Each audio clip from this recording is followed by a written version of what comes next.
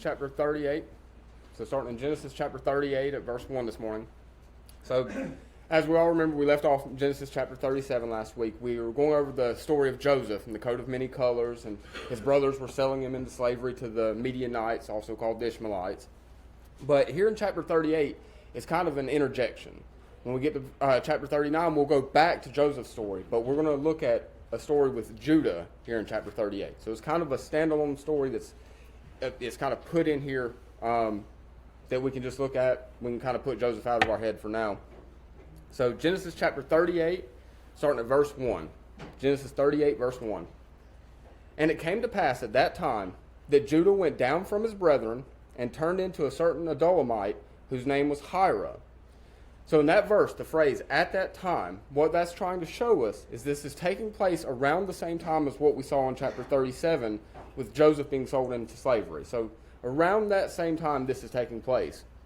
And we see Judah meeting with Hira, the Adulamite, and his name Hira means nobility and hollowness. So verse 2, and Judah saw there a daughter of a certain Canaanite whose name was Shua, and he took her and he went into her. Now the name Shua there is not of his wife, the woman he took. That is the name of the Canaanite, her father. So we need to remember that marriage with Canaanites was discouraged, okay? We saw this when Abraham insisted that Isaac not marry a Canaanite back in chapter 24. Okay, Isaac also objected to Esau's marriage with foreigners in chapter 27 and 28. And this is because of how it would bring false gods and religions into the mix, which we've already seen happening with Rachel and the different things. I have a verse here on the side that we can look at. We don't have to turn there, but just so we see it. This is Exodus chapter 34, verse 16 on the sides. And thou take of their daughters unto thy sons, and their daughters go a-whoring after their gods, and make thy sons go a-whoring after their gods. So laying out, that's what's going to happen. You start mixing with these people that believe in different religions and different gods, your people will start falling into that trap. Now, the Companion Bible notes that not following this order to not marry into the Canaanites was Judah's sin. So it specifically says this was one of Judah's biggest downfalls, was marrying a Canaanite woman. Well, why would this be? Why is that his biggest sin? So do we remember who the Canaanites are? We've talked about this all through Genesis starting back in chapter 6. The Canaanites were those that mixed with the Nephilim. They're mixed with the fallen angels, and it's part of Satan's plan to prevent the pure bloodline that was needed for the coming of Christ. So that's why it was so important that they not mix with the Canaanites. So that's why it's Judah's biggest sin, is he is directly going against the commandment that would keep that pure bloodline intact. So Genesis 38, verse 3. And she conceived and bare a son, and he called his name Now remember, these are going to be half Canaanite. This is coming from that woman that Judah married. Now we have a mistranslation in this verse. So if you look, it says, and she conceived and bare a son, and he called his name That should have been she. So it should have said, she called his name And means watcher or awake. That's what his name means there. Again, means watcher or awake. Verse 4, and she conceived again and bare a son, and she called his name Onan. Onan means iniquity and pain. And if you see here, this verse says she called his name Onan. That's how we know the prior verse was mistranslated, that it should have been referring to the Canaanite wife. Verse 5, and she yet again conceived and bare a son, so a third child, and called his name Shelah, and he was at Chezib when she bare him. Now Shelah means prayer, petition, and peace. Chezib is a city that's southwest of Adullam, so we can kind of place where it's at in the region. And that goes all the way back to verse 1. We saw that Judah was going to meet an Adulamite. So this shows us that they're still in that same region. They haven't left, they haven't traveled anywhere. So they're kind of staying in that same area. Verse 6. And Judah took a wife for his firstborn, whose name was Tamar. So Judah is picking out this wife for his son, and this is Tamar. Now, we've seen this earlier in Genesis. So we have to remember that that was the custom of the time, that the father would choose the bride for his son. Now, we've got a couple of things we're going to look at as we go through this chapter. You will hear a lot of teachers, scholars, preachers that will argue that Tamar was a Canaanite. But we've seen all through Genesis, God keeps intervening to keep the Canaanites from mixing so we have the pure bloodline. So she's not a Canaanite, and we can prove that by looking at a couple of different things. First, we know about God's intervention to keep that lineage pure for Christ. This won't be any different. Second, her name Tamar. That name Tamar means a palm tree, to stand upright. Now, the palm would become symbolic for Israel and Judah. The palm fronds symbolize eternal life. And think about the palm branches being tied to Christ's arrival into Jerusalem. We still see that celebrated to this day on Palm Sunday. So a palm is directly tied to symbolism for Christ. So from her name, God is showing us that the pure lineage that Christ would need would come through her. And the Bible never once says that she's a Canaanite. So a little later, we're going to look at a few other pieces of evidence to prove that as well. Verse 7. And Judah's firstborn, was wicked in the sight of the Lord, and the Lord slew him.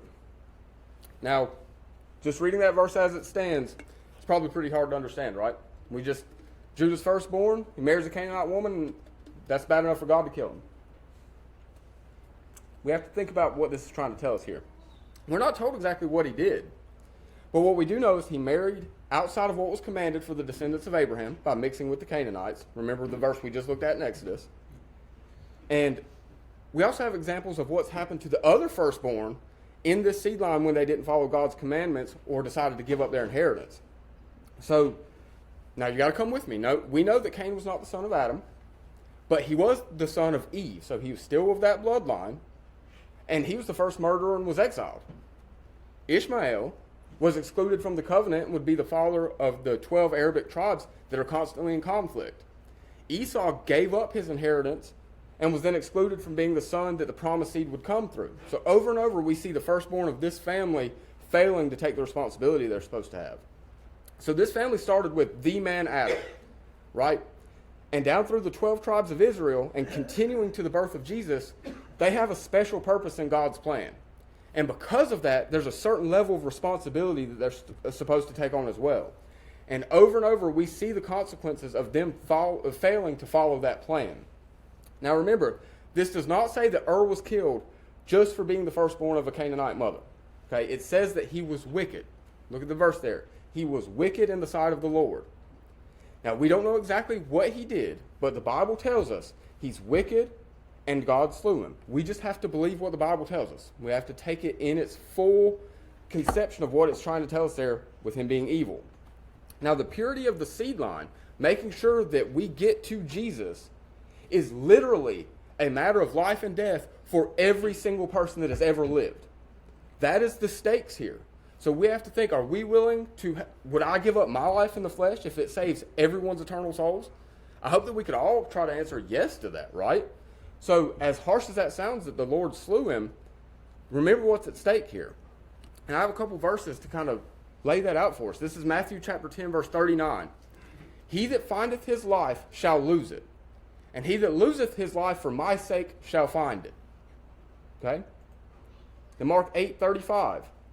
For whosoever will save his life shall lose it, but whosoever shall lose his life for my sake and the gospel's, the same shall save it. John 12, verse 25. He that loveth his life shall lose it, and he that hateth his life in this world shall keep it until life eternal. And then Luke 9:24. For whosoever will save his life shall lose it, but whosoever will lose his life for my sake, the same shall save it. So the concept of eternal life being the end goal, being more important than our life in the flesh, is so important that it's recorded in all four Gospels. So when we study the Bible, whether it's this chapter or in 6 months when we're in a different book, we have to remember what is at stake. What is the end goal? This is not just stories about a family and, oh, he married this person he wasn't supposed to and was put... The end goal was Christ and the salvation of all of our souls for eternity. So that will help us understand some of these hard verses when we think about what is at stake here. So Genesis chapter 38, verse 8. And Judah said unto Onan, Go in unto thy brother's wife, and marry her, and raise up seed to thy brother. Okay, so she's married the firstborn. He's been slain. And now the father's saying to his secondborn, now you go and marry her and bring up seed in your brother's name. Now, in the U.S. in 2025, this probably seems like a very weird concept, right? Now, we have to think about the day and age that we're talking about here. So, If any of you study with the Companion Bible Appendix 15 is an appendix that goes over the laws before Sinai. Okay? Now, what this appendix tells us is that the existence of laws in the book of Genesis and Exodus are evident, even though there's no formal record of their delivery. So, no doubt that some of these laws were made known to mankind through God. We know about the laws of Sabbath. We see that in Genesis chapter 2. And the days noted in connection with the flood are all Sabbaths, so we know that they were observing these things. The law of the place to worship shows up in Genesis chapter 4 in 3 different places, in verse 3, verse 4, and verse 16. And then the law of offerings shows up in Genesis chapter 4 in verse 4. So we know that they're observing some laws, even though it's not formally written down. But side by side with these special divine communications, the Babylonian laws were codified in the age of Abraham as well. So I have a note here. In AD 1901, so in the year 1901, the Code of Amraphel, or Hammurabi, we'll actually see this in Genesis 14, verse 1, that these were discovered in Susa by M.J. De Morgan, and the latest date for this code is 2139 BC. So this is a written code of laws that we found that the latest it was in 2139 BC. So, and the Code of Amraphel. Amraphel is directly referenced in the Bible. I have the verse here. It's Genesis 14:1. And it came to pass in the days of Amraphel, king of Shinar, Arioch, king of Elasar, and Chedorlaomer, king of Elam, and Tidal, king of nations. Sure, I butchered that pronunciation, but you gotta just work with me, guys. So 800 years before Moses, these laws, we know them as the Code of Hammurabi, the Code of Hammurabi, or Amraphel. They governed the peoples of the Persian Gulf all the way to the Caspian Sea, and from Persia to the Mediterranean. So all throughout Canaan, they were following these laws. Now, the discovery of these written laws overthrew 2 main pillars of a lot of the higher critics. One, which is that the writing was unknown before Moses, and that there was no legal code before the Jewish kings. Well, we see they were following laws before that period, right?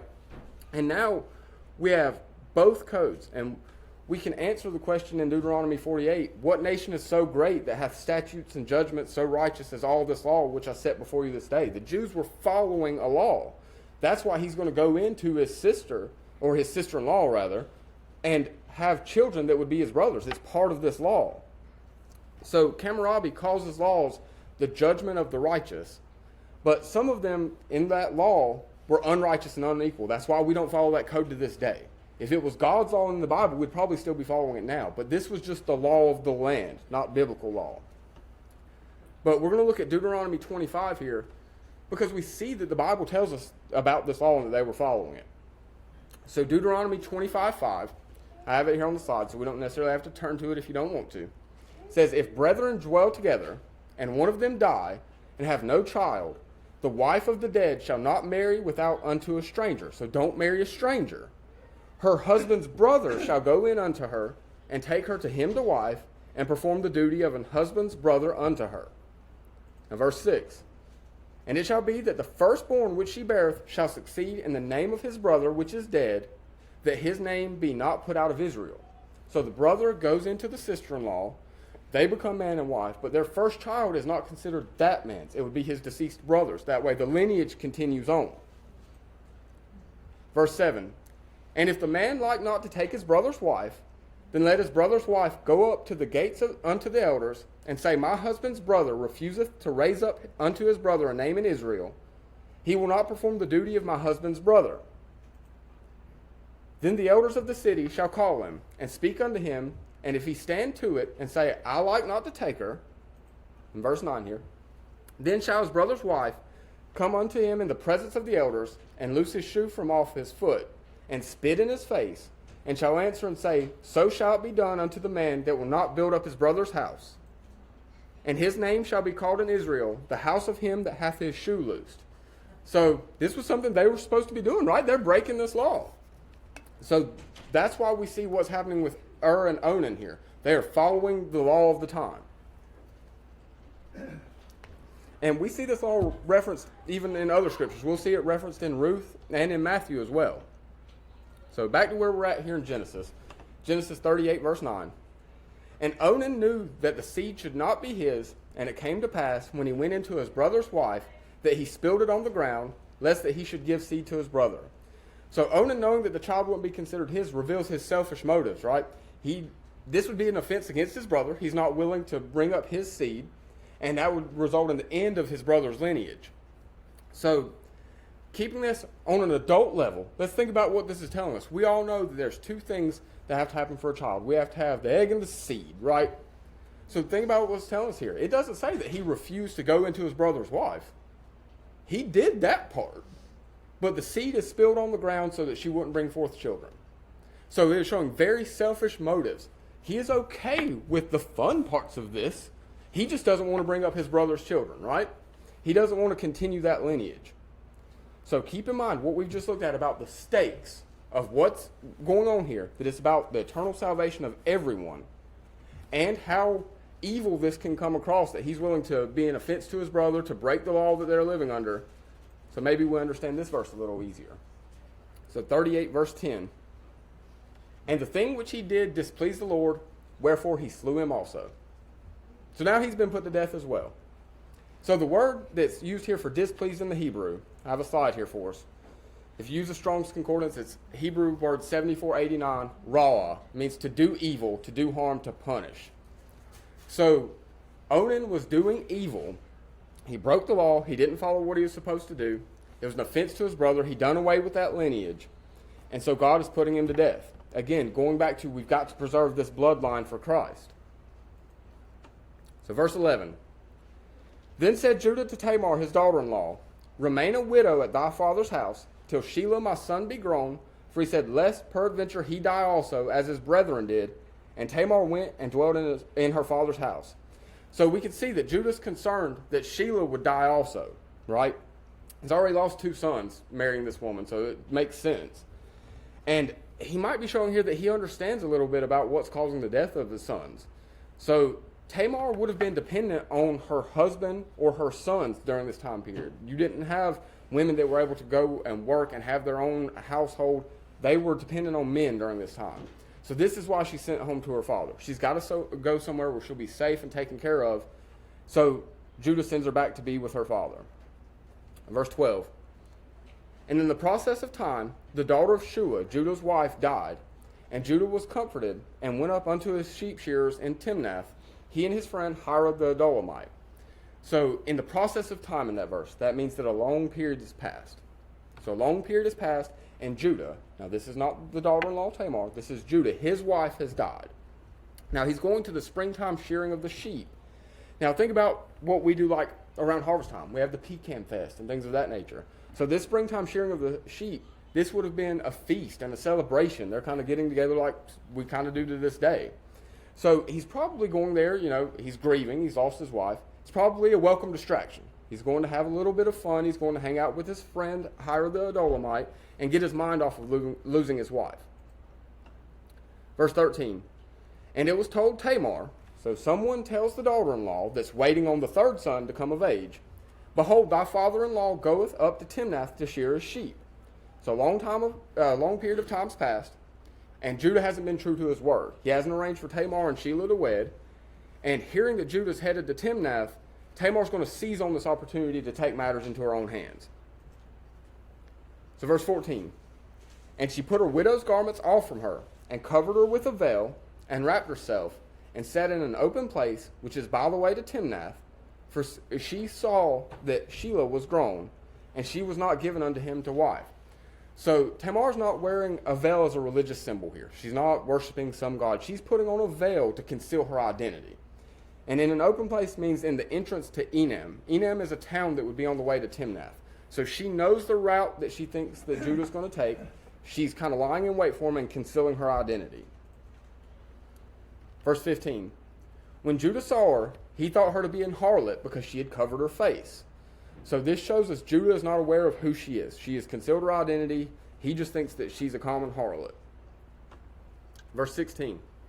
And he turned unto her by the way, and said, Go to, I pray thee, let me come in unto thee. For he knew not that she was his daughter-in-law. And she said, What wilt thou give me, that thou mayest come in unto me? So Tamar is playing the part of the harlot, and asking Judah what's going to be the payment. So she is playing the part to a T, and asking for payment for services that are going to be rendered here, right? We all understand where we're at here. So verse 17, and he said, I will send thee a kid from the flock. And she said, wilt thou give me a pledge till thou send it? So Judah doesn't have anything to pay her. He doesn't have anything with him, no money, nothing. So this kind of shows us that this was not a planned activity. This was something that just happened by impulse, right? So Tamar's asking for collateral in lieu of the goat. She's saying, hey, you've got to leave something with me so I know that you're going to pay me. Now in the next verse, she's going to deliberately ask for something personal that's going to identify who she's dealing with. And Judah doesn't think anything of it. He doesn't consider this harlot to be someone that could humiliate him. So we're going to see that come back to bite him. Verse 18. And he said, what pledge shall I give thee? And she said, thy signet, and thy bracelets, and thy staff that is in thine hand.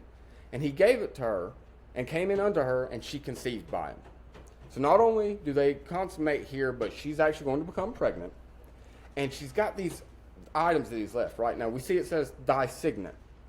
Now this can mean two different things, but it doesn't change the purpose here.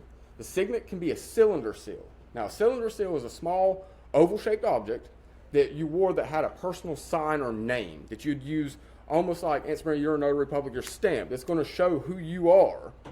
So this is something very similar to that, and it would have had a hollow in it where they could wear it on a cord around their neck like a necklace. Or sometimes they would make it into a signet ring. We've probably all saw different movies where they'll put the melted wax on whatever paperwork they're sending. They use the signet ring to seal it. That's kind of what this would be, right? Now, we actually see from archaeological excavations, they found tens of thousands of these. So we know it was a common usage during that time. Now, the staff also is a symbol of leadership. In Numbers chapter 17, verse 2, we see that tribal leaders had their own staff and they're personalized. So Judah's staff was also probably personalized in a way that would identify him. So she's got several things that's going to identify who she was with here. Verse 19. And she arose and went away and laid by her veil from her and put on the garments of her widowhood. So Tamar returns to her former life. She conceals her deception. And at the right time, she's going to reveal what's occurred. Now, Tamar is one of 9 widows that are mentioned in the Bible. Now, 9 in biblical numerics means finality of judgment. It always shows up as a reference to judgment. So just keep that in mind. It gives us a little bit of foreshadowing of what's going on with Judah here. Verse 20. And Judah sent the kid by the hands of his friend the Adulamite, probably Hira, to receive his pledge from the woman's hand, but he found her not. So Judah tries to send payment and tries to retrieve his items back from Tamar, but she can't be found. She's not posing as a harlot anymore, and he didn't know her identity, so they can't find her. Verse 21. Then he asked the men of that place, saying, where is the harlot that was openly by the wayside? And they said, there was no harlot in this place. And he returned to Judah and said, I cannot find her. And also the men of the place said that there was no harlot in this place. Verse 23. And Judah said, let her take it to her, lest we be shamed. Behold, I sent this kid, and thou hast not found her. So in their culture, public shame was to be avoided at all costs. So Judah being outwitted by a common harlot would have been a major disgrace. So he's saying, well, hopefully, let's just put it out of the way and nothing comes of this. Verse 24. And it came to pass about 3 months after that it was told Judah, saying, Tamar, thy daughter-in-law, hath played the harlot, and also, behold, she is with child by whoredom. And Judah said, bring her forth and let her be burnt. Okay? So she's had a child out of wedlock that's not from my son that she's supposed to marry, that she's not married to because he didn't arrange it. So now he's wanting her to be burnt. So those that have studied Genesis 14 with us, think about what we've already seen with Melchizedek back then. Christ was called a priest after the order of Melchizedek, okay? So we know that Adamic people are already worshiping Yahweh at this time and had priests. They had, religious leaders. So Judah's punishment that he calls for against Tamar gives us a hint that she is not a Canaanite. Remember, I said there's a little more evidence that we'd have here, right? So more than likely, she comes from a family that was involved in the priesthood. We think she's probably descended from Shem. But this is another little piece of evidence that we see that she's not a Canaanite. I have a verse here from Leviticus. Leviticus 21:9. And the daughter of any priest, if she profane herself by playing the whore, she profaneth her father, she shall be burnt with fire. Now, does that not sound exactly like the punishment that Judah's trying to bring on Tamar? So again, giving us a little clue that she's not a Canaanite. She is from the tribes that would be descending from Adam through Abraham, and that's why he's trying to give her this punishment. So we've looked at a few pieces of evidence for Tamar's lineage. First, remember, the Bible never calls her a Canaanite. Second, her name translates to palm tree, which is a symbolic image of the lineage of Christ. Third, here, Judah prescribes a punishment used for the daughters of Hebrew priests. And then we also have evidence outside of the Bible that points to her not being a Canaanite. So the Genesis Rabbah and the Talmud state that Tamar was an Israelite. Now, this is probably a mistranslation. It's a little misleading because she wouldn't be descended from Israel, Jacob. But this is probably meaning she's descending from Abraham. She's part of that family. Now, if you're like, what are those things? The Genesis Rabbah is a religious text that's used from Judaism's classical period. It was written around 300 AD. And the Talmud is a central text of rabbinic Judaism, and it's the primary source of Jewish religious law and Jewish theology. The reason I bring that up is because we have books outside of the Bible that kind of agree with the Bible here, saying, hey, we may have differences in our beliefs, but we all agree Tamar was not a Canaanite. So nowhere in the Bible or any of these texts does it plainly say she's of the Adamic lineage. But if we connect all of these dots, we get a lot of evidence that she's probably not Canaanite. Now, you all have to draw your own conclusions there. There is no one verse that just says this thing. But we see that God always intervenes to keep that bloodline pure. He doesn't allow them to mix with the Canaanites. So let's put the evidence together there. Verse 25. When she was brought forth, she sent to her father-in-law, saying, by the man whose these are, am I with child? And she said, discern, I pray thee, whose are these? The signet and bracelets and staff. So Tamar does not lie. She doesn't act deceptively. She tells Judah, yes, I'm pregnant, and then shows him the items and says, I'm pregnant by the man that these belong to, and asks him if he can identify these items. Now, as we know, she's aware who these belong to. So she's not asking for an answer. It's a hypothetical. She knows. Verse 26, and Judah acknowledged them and said, she hath been more righteous than I, because that I gave her not to Shelah my son, and he knew her again no more. So Judah knows that he's the guilty party, and he confesses. He spares Tamar's life. We just saw he wanted her burnt. So he's saving her life here. But then this also shows us that once he knew this was his daughter-in-law, the relationship ends. It doesn't continue on. That was the end of it. Verse 27, and it came to pass in the time of her travail, that behold, twins were in her womb. Now this should already be reminiscent to us of Jacob and Esau. We keep seeing these twins coming up. We can even go back to Cain and Abel. We keep seeing this throughout Genesis. 28. And it came to pass when she travailed, that the one put out his hand, and the midwife took and bound upon his hand a scarlet thread, saying, this came out first. So we have the hand come out, a scarlet thread is tied around the wrist, saying that he's the one that comes first. Verse 29. And it came to pass, as he drew back his hand, that behold, his brother came out, and she said, how hast thou broken forth? This breach be upon thee. Therefore his name was called Pharez. You may also see it translated Perez. Verse 30. And afterward came out his brother that had the scarlet thread upon his hand, and his name was called Zerah, or Zara. Now Zara, with the scarlet thread around his hand, would be the beginning of what's called the people of the red hand. So by studying the history of these people, we can track part of the tribes of Israel as they're scattered across the world. We see this. I have a verse here from Deuteronomy. It's Deuteronomy 28:64. And the Lord shall scatter thee among all people, from the one end of the earth even unto the other, and there thou shalt serve other gods, which neither thou nor thy fathers have known, even wood and stone. So the Bible tells us these tribes of Israel are going to be scattered all across the world, right? Now, we're done with that chapter, but we're not quite done with this lesson. We got a little bit we've got to go over here. We've got a couple other verses we'll hit, but I'll have them on the sides. If you want to close up your Bible, you can, or if you want to flip with me. But let's think about what we know. What are the two symbols that are associated with Judah and his tribe and the Jewish people? Does anyone know the answer offhand? The lion and the Star of David. We're in agreement on that? The two symbols of Judah, the lion and the Star of David. Put that in the back of your mind and hold on to it. It's going to be important in a minute. Okay? So for at least 1,500 years before the coming of the Saxons into Britain, the two symbols of Zerah, Judah, Zerah, the son that had the scarlet thread tied around his wrist. The two emblems of Zerah Judah branch of the tribe of Judah was the chief emblems of the British Isles, the red hand in Ireland, and the rampant red lion in Britain. Now, the fact that the use of the rampant red lion as a clan and family emblem is found in Scotland indicates that many of the Scottish people are descended from Zerah Judah. Now, when Jacob, who also know him as Israel, gave his dying blessing to his 12 sons, he associated each of them with some animal, object, or personal characteristics, which afterwards became the emblem of the tribe descended from him. So we'll see this as we get a little bit further in the Old Testament. We'll get to these verses that lay out these symbols.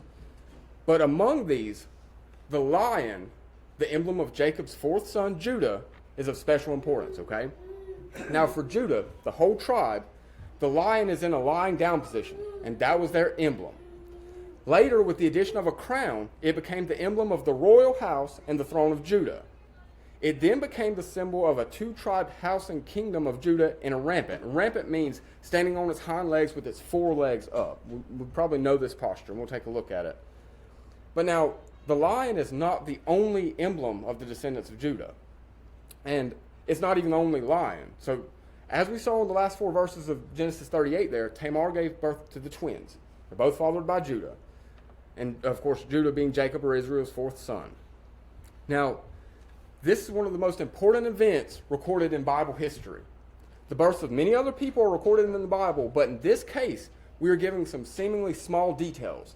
Why are we giving these details? Why was it important that we know that his hand came out and we tied this cord around his hand and it was red and now he's returned back and then Perez comes out and so he's the firstborn now? Why is this particular birth singled out for such special attention? Well, the birth was a matter of great and special significance because Judah's other sons could not inherit the prophetic promise that from his descendants would come the royal family of Israel, eventually leading to Christ. Going back to the mixing with the Canaanites. His half-Canaanite sons could not be this lineage. So they were the children of a forbidden union. Their mother was a Canaanite. Therefore, with the oldest of these two boys destined to be the ancestor of the future royal family of Israel, of Zerah and Perez, those that came from Tamar, the question of which of them was born first, and therefore the heir, was a matter of very great importance. And it was also, as the Bible shows, the beginning of some serious family trouble. In the record of the birth, we find that the hand of Zerah appeared first, and that the midwife tied a scarlet thread or cord around his wrist, saying, "This came out first."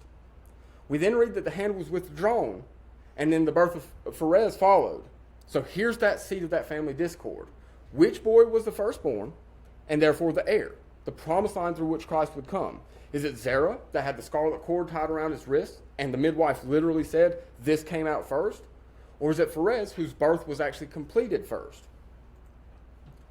Now eventually, Perez was declared the rightful heir. And from him descended the official branch of the tribe of Judah and the Davidic royal house. This would be the bloodline that Christ ends up coming through. Now, how did Zerah and his descendants react to that? They undoubtedly would have considered themselves robbed of their inheritance. Now, the fact that they did not accept this ruling and that many of them left Israel during the time of bondage in Egypt will become clear when we look at some of the tribal genealogies in the Old Testament. So the Old Testament records the lineage of Pharaoh's Judah for a very long period of time. But the record of the descendants of Zerah Judah apparently end with the third generation. Now I have here on the side, we'll see these genealogies in Genesis 46, Numbers 26, 1 Chronicles 9, and Nehemiah 11. Now these genealogies were kept with great care, so any omission would indicate that those that are missing from those lineages were no longer in the land when the records were made. Now as the genealogy of Zerah Judah stops with the third generation, we assume that most, if not all, of Zerah's descendants must have left during the time of the captivity in Egypt, before the Exodus. This happens before the Exodus, okay? So we have the brother of the lineage that Christ comes through, they're just gone. So where did they go? Now, we talked about their symbols. Since the descendants of Judah, they were the descendants of Judah, their emblem was a lion.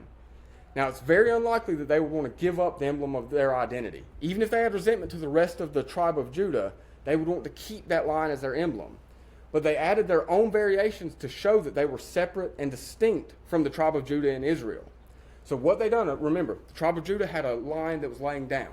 They still wanted to use the lion, but they made it rampant and red. They had it stand on its hind legs, and they turned it red.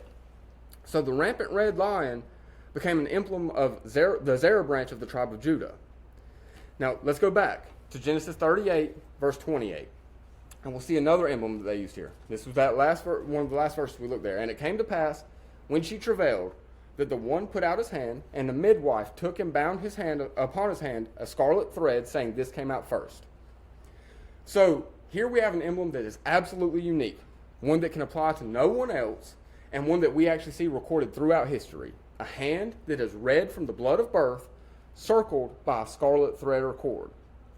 Okay, so a red hand, or a red hand circled by a scarlet thread, also became an emblem of the Zerah branch of the tribe of Judah. Now, as we've discussed, the descendants of Zerah Judah, or most of them, decided to leave their brethren and flee Egypt to some new land or lands where they could establish independent kingdoms of their own. Now, they divided into 2 or more groups and then fled across the Mediterranean Sea from Egypt in different directions. Now, one of these groups was led by Calcol, C-A-L-C-O-L, Calcol. He's a descendant of Zerah and Judah, and we'll see that in 1 Chronicles 2:6. So I have the verse here so we can take a look at it on the slide. And he's the basis of the myth of Cecrops.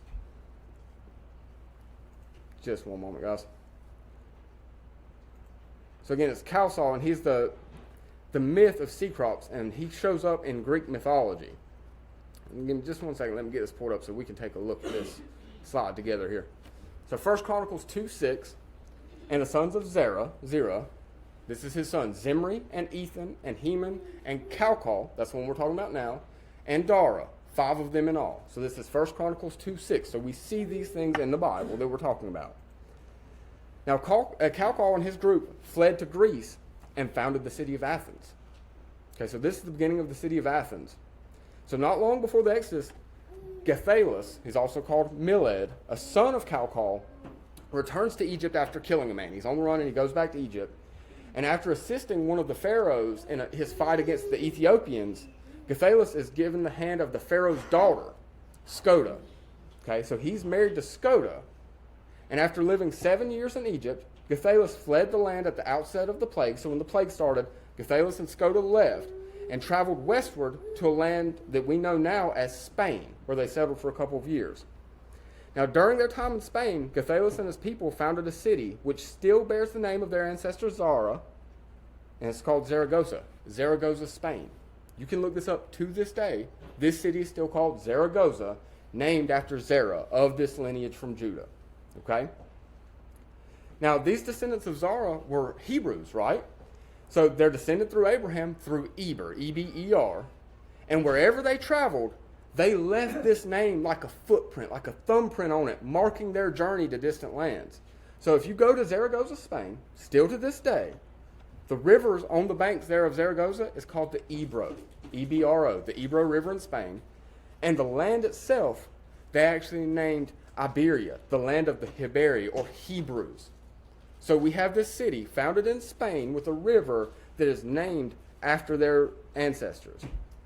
So then after residing in Spain, Gathalus died, and his widow Skoda, along with her sons, headed north to the island that we now call Ireland, and eventually founded Scotland. That's where you get that S-C-O-T. Scotland comes from Skoda, S-C-O-T-A. She is the namesake of the land of Scotland. And they also called this new home Heberland, or Hibernia, and the islands of north of it, the Hebrides, all meaning the lands of the Hebrews. So then these descendants of Zerah Judah founded the kingdom of Ulster shortly after the Exodus, and from that time until now, the emblem of Ulster has been a red hand circled with a scarlet cord. Now, with the division of Ireland in 1920, the official arms of Northern Ireland show a red hand without the scarlet cord. But this doesn't change the fact that it descended from Ulster. And the red hand is found in the arms of several of the old families, and in those of at least 14 of the clan chiefs in Scotland.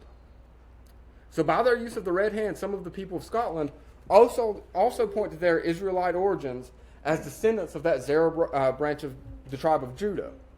So we should note that the descendants of Zerah Judah, the first settlers in Ulster, were also entitled to use of the rampant red lion. Again, Judah, that lion, using that red lion. And in the official arms of Northern Ireland, we see that it still holds an important place. Now, another point of interest is that the red hand has its background as a six-pointed star, which resembles the Star of David. Told you, remember their symbols were the lion and the star. So now we have that red hand with the Star of David behind it. So we should know that's pointing us back to the Hebrews and where they came from. Now, again, in 1 Chronicles 2:6, we saw those names. There's one more I want you to look there. It says, and Dara, D-A-R-A, that last one. Okay, in the margin notes of some Bibles, it's spelled Darda, D-A-R-D-A, and the Jewish historian Josephus calls him Dardanus. Now, this is significant because this group, which he led, went northward across the Mediterranean Sea to the northwest corner of what we call Asia Minor. Now, there under the rule of Dara, they established a kingdom later called Troy. And on the southern shore is a narrow body of water that's called the Dardanelles. Still to this day, it carries Dara's name on it. So that's how we see this place of Troy being set up by Hebrews. Now, hundreds of years later, this kingdom's destroyed in a war with the Greeks. Some of us probably remember this, right? Helen of Troy.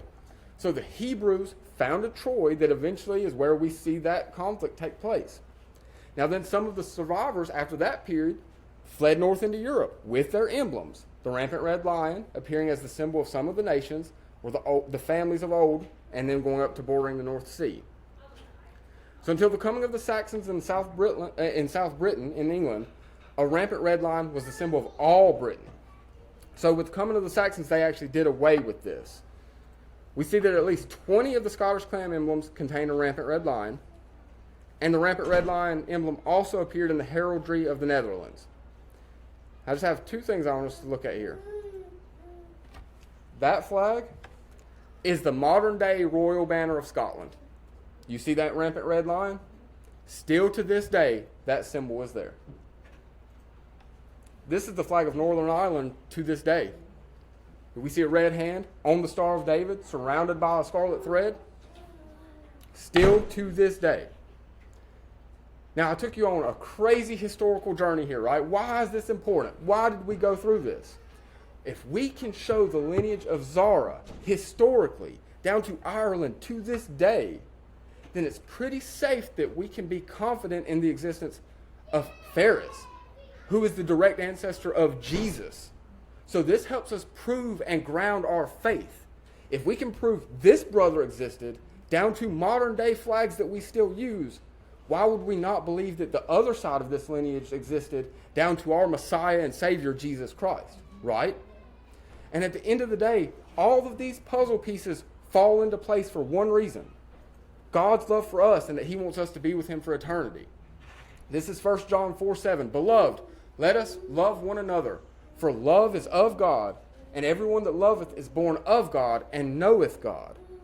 And in 1 John 4:8, he that loveth not knoweth not God, for God is love. So Genesis 38 is a glimpse into the brokenness of Judah, Joseph's brother, and how God will work even in uncomfortable places. Judah, one of Jacob's sons, he fails morally and spiritually. He breaks promises. He uses a harlot who turns out to be his daughter-in-law in disguise. He shows no intention of keeping God's law and protecting his family. And Tamar, who's marginalized and mistreated, takes action to claim justice on her own. And surprisingly, her story becomes part of the lineage of Christ. We see that in Matthew chapter 1, verse 3. So we see two sons of Judah slain for the failure to follow God's plan and will. But let us remember that that plan is to save their eternal souls through Jesus. This had to take place.